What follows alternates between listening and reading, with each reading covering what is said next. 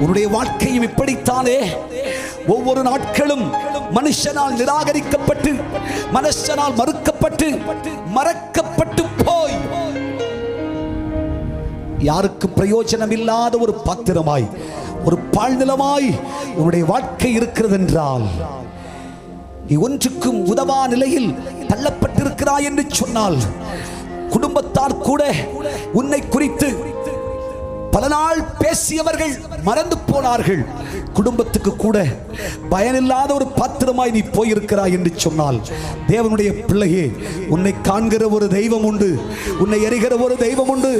பாழ்நிலமாகிய உன்னை விளைநிலமாய் மாற்றி அநேகருடைய புகலிடமாய் மாற்றுகிற ஒரு தெய்வம் உண்டு. அவர் கர்த்தராகிய இயேசு. அவர் உன்னை தேடி வந்திருக்கிறார். அந்த எரிகோவுக்கு இயேசு வந்தார்.